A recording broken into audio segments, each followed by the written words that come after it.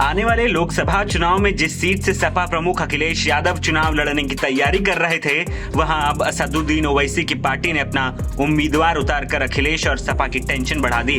बसपा के गुड्डू जमाली को अपने पाले में लाकर अखिलेश ने जो दांव चला था, उस पर ओवैसी ने अपना पलटवार कर कुछ हद तक सपा की टेंशन जरूर बढ़ा दी है। दरअसल ऑल इंडिया मजलिस इत्तेहादुल मुस्लिमीन के प्रदेश अध्यक्ष ने यूपी की आजमगढ़ सीट से चुनाव लड़ने का ऐलान किया है। इस बात की जानकारी AIMIM पार्टी के जिला अध्यक्ष नदीम आरिफ ने दी। इससे पहले गुरुवार को ओवैसी की पार्टी ने लोकसभा चुनाव में अखिलेश यादव से समझौते की इच्छा जताते हुए 5 सीटों की डिमांड की थी।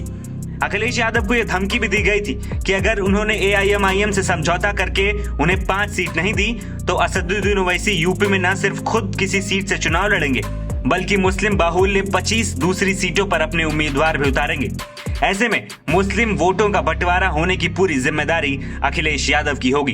अखिलेश वो MIM आके लड़ रही है यहाँ पर, आजमगढ़ भी लड़ेगी। कोई बात नहीं, MIM से पहली बार लड़ रही है, MIM पहले भी लड़ी है, लेकिन जो मतदाता है, देखिए इस बार मतदाता किसान के सवाल पर, महंगाई के सवाल पर, रोजगार के सवाल पर उसी में मतदान करने जाता है।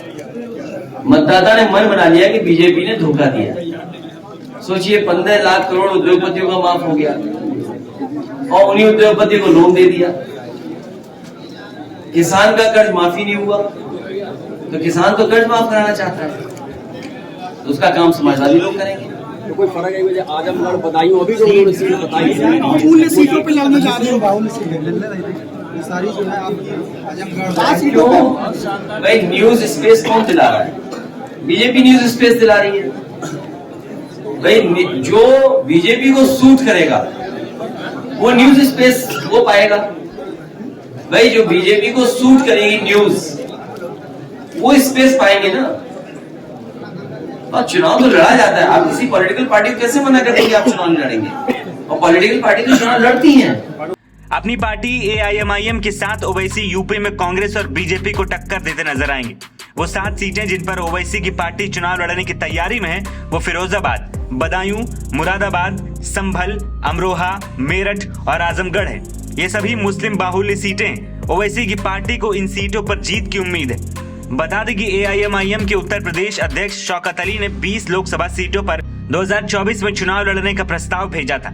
ओवैसी ने बीते दिनों इस बात के संकेत भी दिए थे। इंडिया गठबंधन के द्वारा जिस तरह लगातार AIMIM के साथ सौतेला व्यवहार किया जा रहा है और हमारे राष्ट्रीय अध्यक्ष जनाब असद ओवैसी साहब से जो नफरत की पराकाष्ठा इंडिया गठबंधन के द्वारा क्रॉस की जा रही है, हम अपने राष्ट्रीय अध्यक्ष से लगातार विचार विमर्श कर रहे हैं।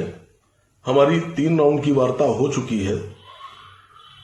मजलिस इत्तेहादुल मुस्लिमीन फिरोजाबाद, बदायूं, संभल, मुरादाबाद, अमरोहा, मेरठ और आजमगढ़, हम अपने कैंडिडेट 2024 लोकसभा में इतनी सीटों को उतारने पर विचार कर रहे हैं।